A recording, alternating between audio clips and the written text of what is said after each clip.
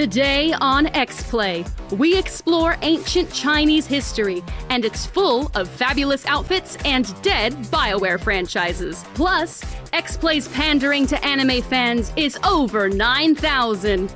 We break down the Dragon Ball Budokai series and say farewell to one of our own. People of Earth, lend me your energy. It's game time.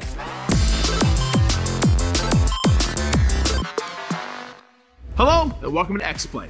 Before BioWare reached the Kardashian levels of fame for Mass Effect, but after they reached Kanye levels of fame for KOTOR, there was a little sliver in between. That's when they made Jade Empire, an ambitious new RPG franchise set in a mystical world unlike anything we'd seen before. Prepare to be schooled in ancient Chinese history by a man who should not be teaching graduate courses. Check out our deep dive into the one game wonder that was Jade Empire. In the spring of 2005, before Mass Effect and Dragon Age, BioWare created their first original world and one of the all-time great games, Jade Empire. In many ways, it's a swan song to the original Xbox. Jade Empire solidified BioWare's reputation as the then standard for console RPGs. Big studios didn't make games like this, games that were inspired by Chinese mythology. Excuse me, what the hell are you talking about? Jade Empire! Okay, but what does that have to do with poli-sci? You know why they call me Professor Choke? No, why? Because I don't play. Okay, well, technically you do play video games, right? It's got a point.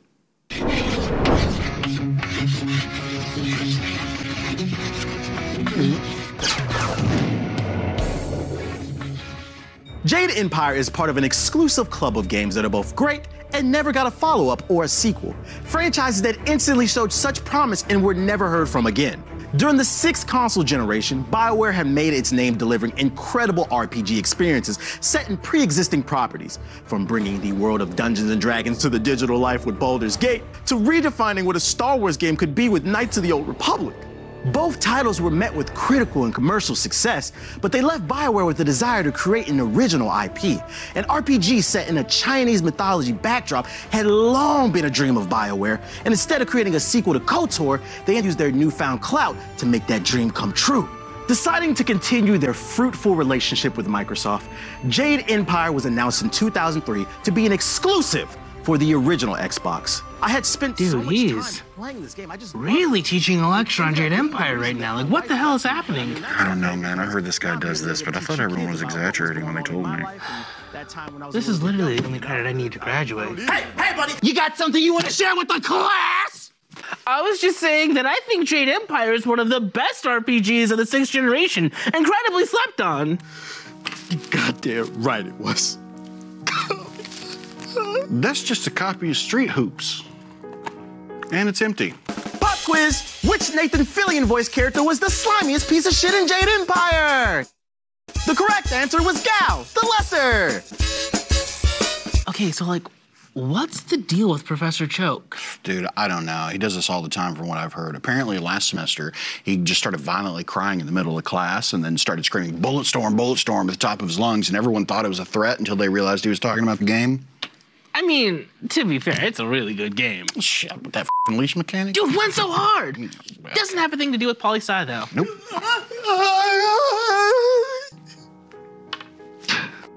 You good there, bud? Yeah. Sometimes I get a little choked up.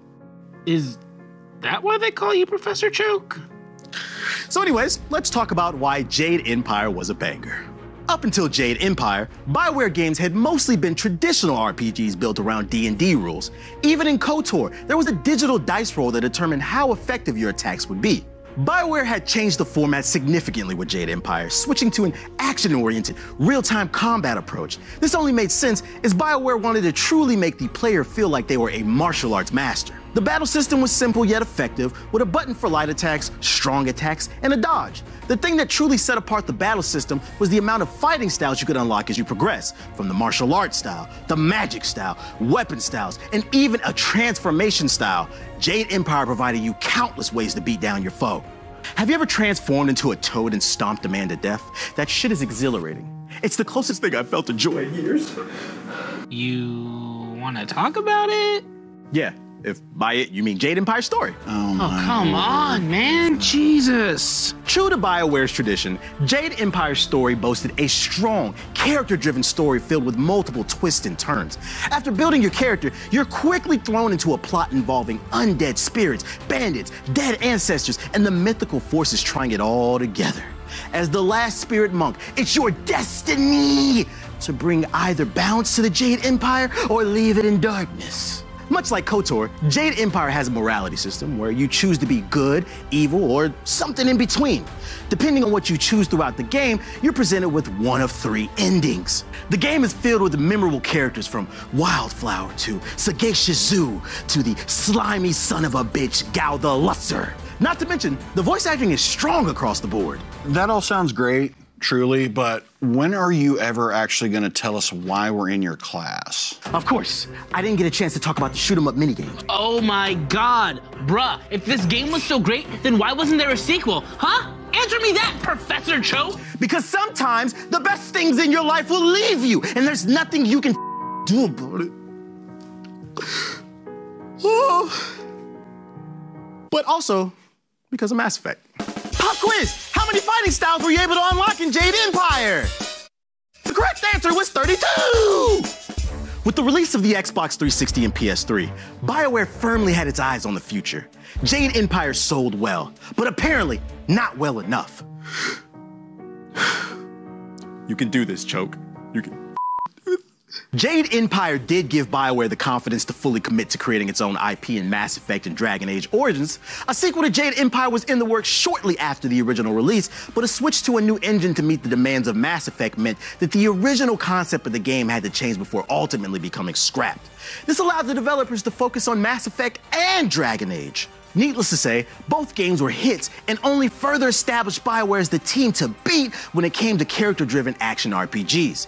The back-to-back success of both franchises meant that BioWare's focus was firmly on continuing those stories rather than creating a new entry in their first original world. They had time to make Mass Effect Andromeda, but not a new Jade Empire. They had time to make Anthem, but not Jade Empire 2. They made a Sonic RPG, but a return to the Jade Empire is too much? It's not right. It's not right. Hey, buddy. You know there's always hope for the future. I mean, who knows? Their last 2 games face-planted so hard that maybe a new Jade Empire is on the table. Or at least, you know, a remake or something. EA filed for a trademark for Jade Empire in 2019? Yeah. It's been 17 years, Jake. 17 years! Okay, is there anything we can do to make it better? You guys want to talk about Star Fox Adventures? Okay, nope, I'm out. I don't need to graduate. While we take a quick break, imagine stomping a man to death as a giant frog and find your happy center. We'll be right back. We're all professionals here, right? Oh.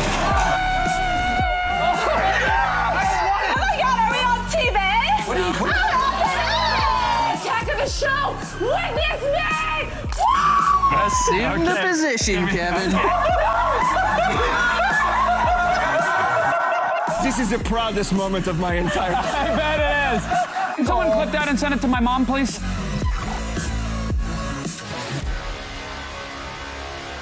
Are you ready for smarter conversation? If I looked like you, if I was you, I'd be constantly porking.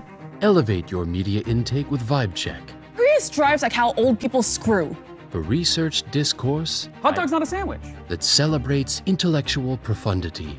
Can someone give me the birds and the bees talk? Rage against the dying of the light-brave philosophers. I dare you to cut to commercial. I dare you. Vibe Check. It's deep. Just how far are we willing to go? The only way to protect victims is to team up. We'll fight like hell. Together. I'm gonna find this guy and I'm gonna make him pay. You need to get this conviction. How you convict him, I don't really care. He's not getting away with this. I am going to help you. Let's move.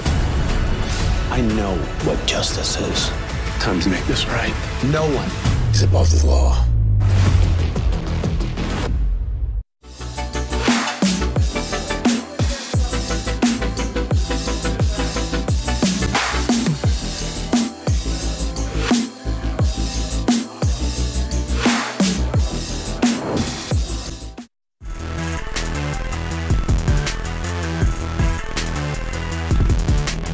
Welcome back to XPlay. If there's one thing that gets a 90s kid's excitement levels to Super Saiyan levels, it's Dragon Ball Budokai. And if there's one thing that gets our sadness levels to 9,000, it's the Black Hokage leaving the show. Our next segment has both. Check it out. You know, I can't lie, man. I'm gonna miss doing these with you. You know, Joe, the feeling is not mutual. What are we doing today? Today we're talking about the Budokai series. This is why you get on my nerves. You mean to tell me, the Black Hokage, my final video, is gonna be about Dragon Ball? Yeah, when I said we had Naruto at home, I meant Dragon Ball. Whatever, man. Listen, I'm the Black Hokage, and I guess today we're taking a look back at the first series of the Dragon Ball games to take root in the States. I mean, it's really the same thing if you think about it. Shut up!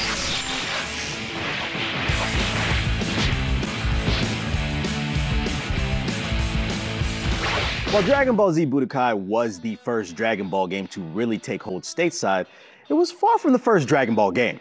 The Super Nintendo had the Budoten series in Hyper Dimension, the PlayStation 1 had Ultimate Battle 22, and Dragon Ball GT Final Bout. The Sega Saturn, though, it even got a game whose title I won't even try to pronounce. You just love giving me long-ass, complicated names, don't you, huh? Yeah, man, it's kind of like my thing. Anyway, none of these games ever made it stateside because Dragon Ball really wasn't popping like that in the 90s. I remember the OG series occasionally coming on early in the morning with VR Troopers on UPN, but it wasn't until Cartoon Network began airing Dragon Ball Z during Toonami that the series became the pop cultural behemoth we know it as today. As a result of the franchise's growing popularity, there was an explosion of Dragon Ball Z merchandise. I'm talking toys, DVDs, manga, and of course, video games. Now, some of the aforementioned games like Ultimate Battle 22 and Final Bout eventually made it stateside as a result of this newfound popularity, but Dragon Ball Z Budokai was the first new game designed with a Western release in mind. Ooh. Hey, wait. Sorry, I briskly walked the whole way here. Okay. How are you gonna do Corey's last video and not invite me? Do you like Dragon Ball? No. Then what would you even do here, man? I talk about the guy with the, you know, and the, I don't know, I'll figure it out. It just would have been nice to be invited. Y'all are my boys. Dragon Ball Z Budokai is a 3D fighter in the vein of Tekken. While reviews at the time weren't great, that didn't matter to the generation of kids that were growing up on the adventures of Goku, Vegeta, and the Z Fighters. For many of us, this was the first time we got to play as the characters we grew to love, and it felt glorious. Budokai's story followed the Saiyan arc, the Android arc, and the mother Cell games. Are you a big fan of Cell? Bro, Cell. Gohan's been my A1 since day one. Yeah, I can see how you relate. He started off strong and then he became weak as hell, just like you. I don't even know what that means, but I know he called you a bitch. I want to fight both of you. While I can concede that Budokai wasn't the best fighting game, the thrill of actually being able to play through the stories I was watching was enough for me. I remember getting the Greatest Hits edition because we didn't have money like that, and playing that thing to pieces. The story mode was a blast, but having your friends come over to create your dream Dragon Ball matchups was also part of the fun. I think Dragon Ball Z Budokai is a perfect example of how, at the time, simply being able to exist in the world you love was enough. It wasn't all great though. That mission where you had to hold down Raditz so you could blast a hole through him, it wore my thumbs out, Lord. Okay, so it's fine when Fight Night does it, but when it comes to Dragon Ball, you got a problem? Yeah, I mean, Fight Night's better, it's obvious. I didn't ask you to state facts, Corey. Damn, I'm gonna miss this. Shut up, Jake.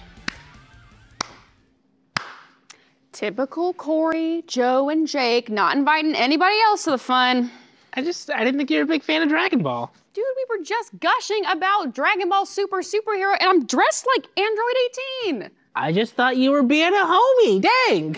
No, this is me being a homie. Let's talk about Budokai 2. Si, señorita. Dragon Ball Z Budokai was an enormous success, so obviously a sequel was fast-tracked for development. Budokai 2 came out only a year after the first game, and it didn't really do much to improve upon the original. I mean, the board game layout of the campaign was kind of cute. Yeah, but the number of Sabian you had to go through to get to the real fights was annoying. That being said, I did like the shift from the regular 3D to like the cel-shaded look. Emily, noted Dragon Ball fan, is there anything you would like to add? I I definitely liked the roster of Budokai 2. I thought that was a lot of fun. And yeah, just the ability to because that was my first entry in the series, just the ability to like free roam and fly around and do combat up in the air like that. It reminds me a lot. I feel like the only other game I've played that has done that is the My Hero Academia 1 Justice, where you can kind of like really get creative in your environment. And honestly, give me my magical girl fighting game. I want to see Sailor Moon square off against Madoka, square off against Pretty Cure, square off against Kokyo Mew Mew. That's all I want in this world. Yeah, I would play that game. Yeah, like, isn't this fun? Maybe next time you'll invite me to more of these things. Ooh, there's not going to be a next time, remember? Yo, yo, yo, what's up? Corey. Big G Money in the building? Heard you were leaving. Yeah, I am. You know, even though you left G Money Incorporated on, you know, difficult terms. It's debatable. You were and are one of the best fighters, so, you know, you deserve this. So, let's just slip this bad boy on. Wow. You look great. You look great. Thank you, G Money. I appreciate it. I am gonna need it back, but loved working with you. Let me know if you need your next fight managed. Peace, everyone. That was ghetto. I don't know what that was. Speaking of the ghetto, I am hyped to talk about Budokai 3. All right, well, let's talk about Budokai 3 then. All 3 Budokai games came out on an annual schedule. While you could really see that in Budokai 2, Budokai 3 actually did a lot to improve the foundation laid by the first game. The combat, it felt quicker, and the teams at DIMS added multiple mechanics that truly made it feel like you were playing through an episode of Dragon Ball Z. If you and your opponent both set off a beam at the same time, a beam clash would be triggered. This involved both opponents spamming the left thumbstick to determine whose beam would be more powerful. There were instant transmission counters that allowed you to teleport behind your opponent and punish their attacks as well. Oh, we gotta talk about the Dragon Rushes. It was this dope rock, paper, scissors like minigame. You had to match button presses, and if the attacker won, you would do this dope ass finishing move. Those were so sick. I really love the finishing moves in this game. Oh, and how you could fly throughout the arena at will. My favorite part was, shit, I never played this game. We know, Jake. Anyways, the story mode was dope because it was a showcase of the series' most iconic moments and even included some fights from the movies and GT. Not to mention, the roster in this game was stacked. All of these elements combined to make Budokai 3 feel like a real love letter to the Dragon Ball series. It's safe to say that for a good while, this was the peak of Dragon Ball games. For me, yeah. This is standard I held every Dragon Ball fighting game up to until Dragon Ball FighterZ. Like, Burst Limit was fine, the Raging Blast were solid enough, Ultimate Tenkaichi, but Budokai 3 really laid a solid foundation that hasn't really been followed up on. I think the thing that stood out to me most was the roster being stacked, and then also the beam clashes. That was really dope because you would tear up controllers fighting your friends, mashing them. Yeah, and then my parents would beat my ass because we had to get another one. Yeah, I agree with everything you just said. Bro, why are you here? Jake, this is for weebs only. While this was the end of the first Budokai series, it wasn't the end of the series completely. I hate to interrupt the most epic Dragon Ball weeb discussion of the summer, but we've got to pay some bills. Stick around for more Budokai madness after the break.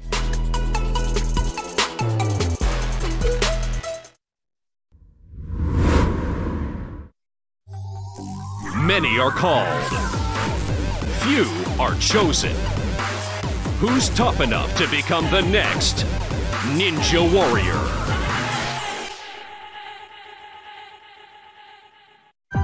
Your name is Dr. Ben Song. You are the lead physicist on a time travel project called Quantum Leap.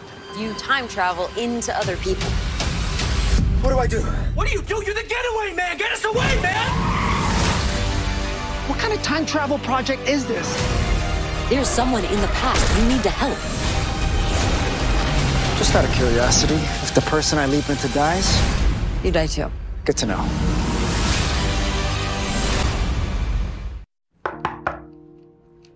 Hey, Sport. Can we talk for a second? Okay.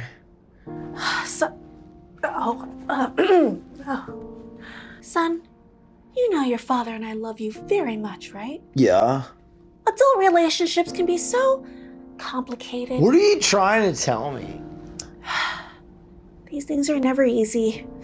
Wait! Boom, Daddy! What? father and I are getting a divorce. But you just turned into my dad. Shut up. Enjoy the refreshing flavor of boot. Daddy! Yeah. Oh, yeah. Who's this? The man I'm having an affair with. Wait, me, your son, turned into the man that my mom is having an affair with? Or my dad? Who cares? 2 Christmases. Yeah, you can really taste the seahorse. Yeah. Yeah. I'm Tough Daddy's CEO, Jack Coldcut, and I believe in this product so much, I wrote this commercial. Tough Daddy Energy, proudly still containing FDA approval pending seahorse estrogen, because it's safe and it doesn't make you pregnant with seahorses. Ain't that right, fellas? Yeah. Tough Daddy Energy, my drink, my rules. Whoa, Daddy! Hey, guys! I just want to, like, do something good. He said I am legally deceased. What's hot? I don't swing that way. Okay, you just sound like my guy now. Privacy! Oh my god! Oh my god! Holy what is that smell? Oh my god, this must be the puke room. Did I get it? This is what you guys like.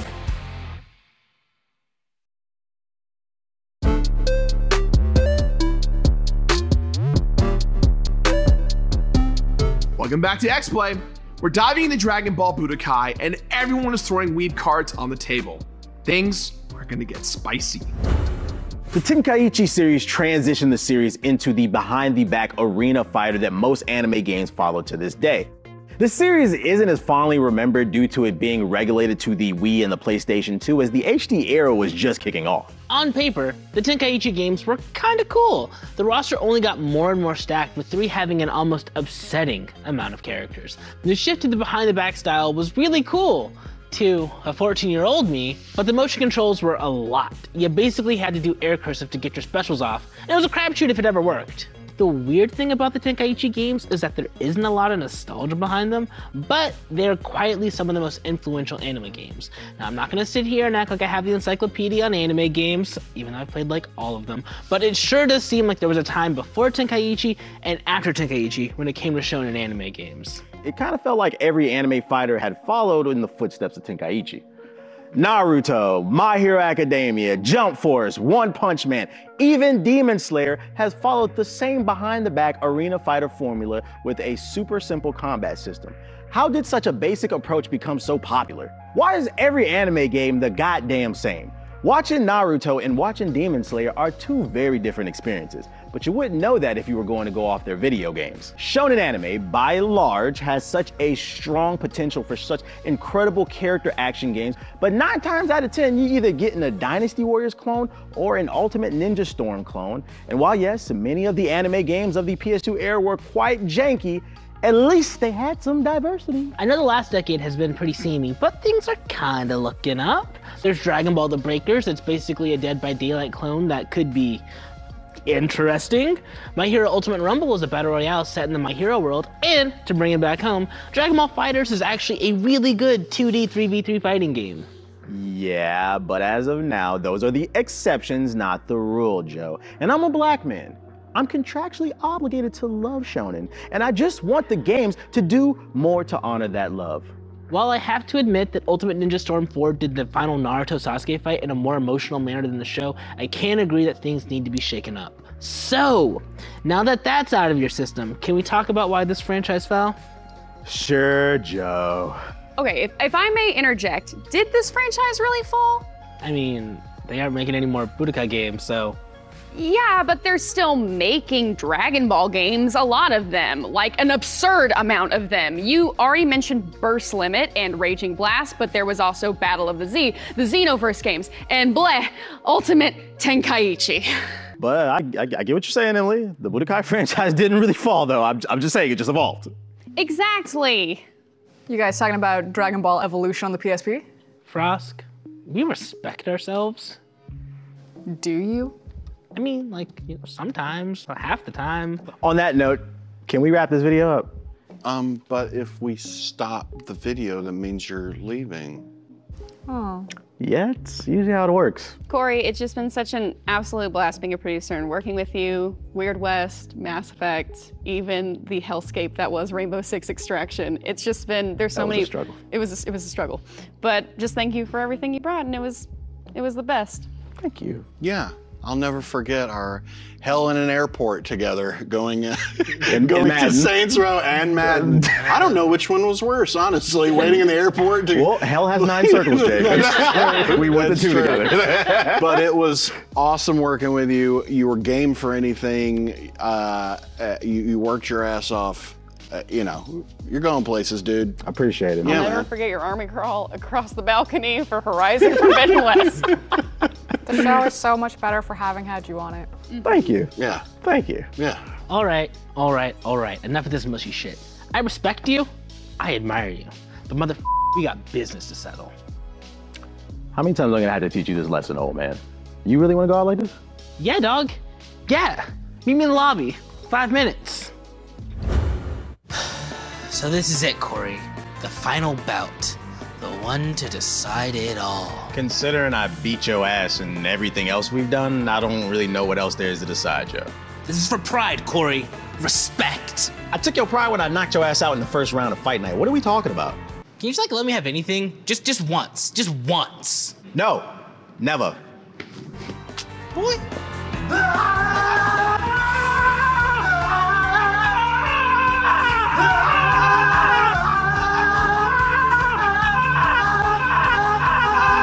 Why you take pros? Let's go!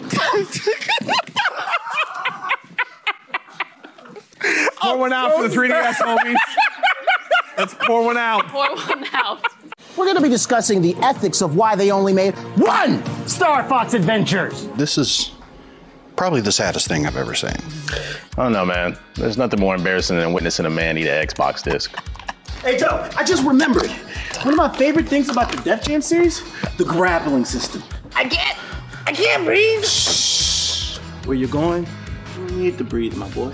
I'm so excited to be on XPlay this week, by the way. I did have some ideas. What the hell, man? You just slapped me. Why would you do that? Because I'm in the mood for some chaos. Listen, if I want to rub Pepto-Bismol all over my body and pretend to be Majin Buu, I will. It's not an issue to get you effed up. I do. It's my body. It's my right. Hey, Hokage, can I bother you real quick? Okay, Emily. 1 second. Hey, Grandma, I'll holler at you later. What do you want?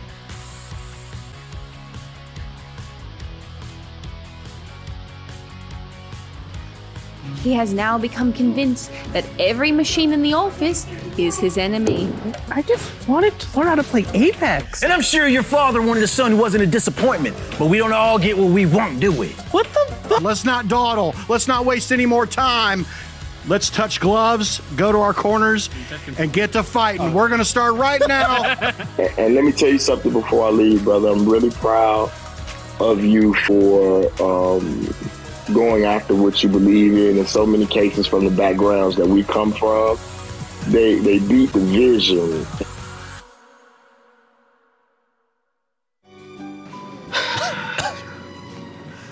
You know, Joe, the more things change, the more they stay the same. Yeah. Oh, Jesus. Yeah. Possible internal bleeding aside, I'm gonna miss the hell out of you, man. We got to make a lot of dope shit here. We got to put on for the culture, be ourselves, like, make shit that was actually relevant. I'm gonna miss it. I'm gonna miss you. Really? You gonna miss getting your ass beat by me on a regular? I mean, not that part, but you know, like the dope shit we would do. Ah, okay, that makes sense. You wanna go grab something to eat, man? I would love to, but I can't feel my legs, so that's kind of my problem right now. I can't relate. Well, it's been real, man. I appreciate everything. There we go. Okay. Hold that chain. Yeah. Get that back to G Money. And everybody from G4, I appreciate you support. Peace. That's our show. On behalf of the entire XPlay team, we want to give a big thank you to the Black Hokage for always bringing big anime energy and occasionally big anime hair to the party as well. We'll miss you, and we wish you all the best. XPlay will continue, though. You can catch us every week on YouTube, Twitch, and right here on the G4 channel. We'll see you all next time.